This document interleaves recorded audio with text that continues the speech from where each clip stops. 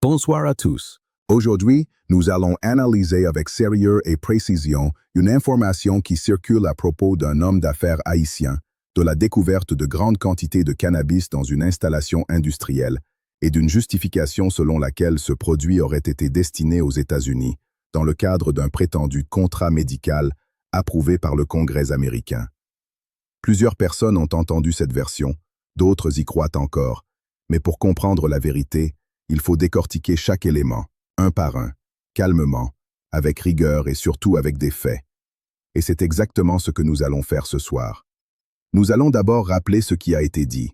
Selon la déclaration entendue, il existerait une loi votée par le Congrès américain autorisant 40 États à utiliser de la marijuana médicale. Toujours selon cette version, cette loi permettrait à ces États de recevoir ce produit depuis l'étranger, et notamment depuis Haïti, dans le cadre d'un contrat officiel conclu entre les deux pays. Cette affirmation, présentée avec assurance, pourrait sembler légitime aux oreilles de quelqu'un qui n'est pas familier avec les lois américaines. Mais lorsqu'on examine les faits, la réalité juridique, les processus législatifs aux États-Unis et les règles strictes qui encadrent le cannabis, on découvre immédiatement que cette explication ne tient pas la route.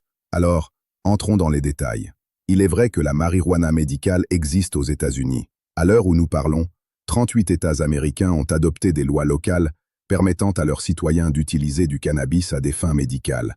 Mais attention, ces lois sont locales, pas fédérales. Ce sont des décisions prises au niveau de chaque État, indépendamment du gouvernement central. Et c'est là que commence la première confusion volontaire ou involontaire. Même si 38 États ont légalisé le cannabis médical, le gouvernement fédéral des États-Unis, lui, ne l'a jamais légalisé. Aux États-Unis, au niveau fédéral, le cannabis reste strictement classé comme une drogue de catégorie Schedule I.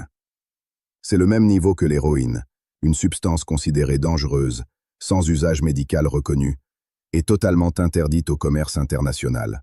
Cela signifie que le gouvernement fédéral, et donc le Congrès américain, ne peut pas voter une loi pour autoriser les importations de cannabis, même médical. Ce serait illégal au regard de sa propre classification. Ce premier point suffit déjà à démontrer que la déclaration qui circule est fausse. Mais poursuivons, parce que l'analyse ne s'arrête pas là. Aux États-Unis, même dans les États où le cannabis médical est légal, il existe une règle capitale. Le cannabis doit être produit localement. Un État où le cannabis médical est autorisé ne peut pas importer de cannabis d'un autre État américain, et il ne peut certainement pas en importer d'un pays étranger. Le transport inter-État est interdit. Le transport international est interdit. Aucune exception n'existe, et aucune ne pourrait exister sans un changement complet de la loi fédérale. Ainsi, même si 40 États utilisaient la marijuana médicale, ce qui n'est pas exact, aucun d'eux ne pourrait légalement recevoir de cannabis venu d'Haïti. Poursuivons avec l'autre partie de la justification. L'idée selon laquelle le Congrès américain a signé une loi pour cela. Le Congrès américain ne peut pas signer une loi autorisant l'importation d'un produit qu'il considère lui-même comme une drogue dure. Un tel texte n'existe pas. Aucun vote, aucune résolution, aucun traité, aucune publication officielle ne mentionne quelque chose de semblable. Une loi de cette ampleur serait publique, médiatisée, débattue pendant des mois, commentée par la FDA, par la DEA, par les médecins, les chercheurs, les journalistes. Un texte de cette nature serait impossible à cacher, impossible à inventer sans que cela soit immédiatement démenti.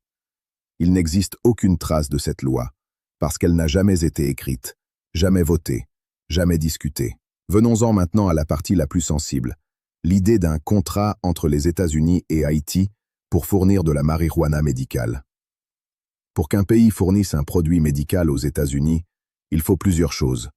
Une autorisation de la FDA, une autorisation de la DEA, des inspections internationales, une conformité stricte aux lois fédérales, un traité ou un accord diplomatique formel, des licences d'importation et d'exportation, et un cadre légal autorisant l'entrée de ce produit sur le sol américain. Or, rappelons-le, au niveau fédéral, la marijuana est illégale. La FDA ne l'autorise pas, la DEA ne l'autorise pas, et aucun pays au monde n'a le droit d'en exporter vers les États-Unis. Ce contrat n'existe donc pas. Il ne peut pas exister. Il n'a jamais existé. Et il n'existera pas dans les conditions actuelles de la loi américaine. Alors pourquoi quelqu'un avancerait une telle explication? Parce que lorsque des tonnes de cannabis sont découvertes dans une installation appartenant à un homme d'affaires, il est nécessaire pour certains de trouver une justification propre, scientifique ou médicale. L'argument du cannabis médical est donc utilisé comme un escudo, un bouclier destiné à détourner l'attention de la véritable question.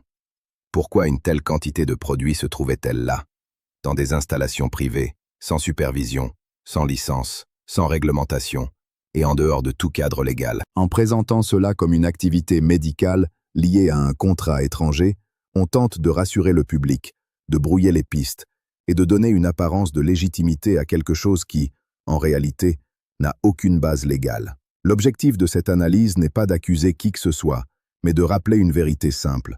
Les faits ne mentent pas, et les lois américaines sont claires, publiques et accessibles à tous. Elles démontrent sans aucun doute que cette justification est fausse.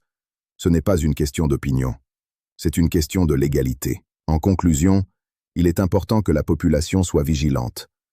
Lorsqu'une explication semble trop belle, trop simple ou trop bien arrangée pour être vraie, il faut la vérifier. Les mots médical, contrat, loi américaine peuvent impressionner, mais ils ne changent pas la réalité juridique.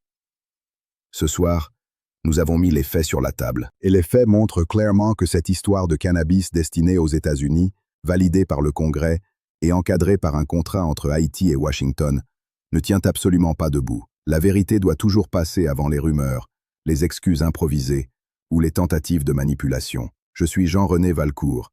Merci de votre attention.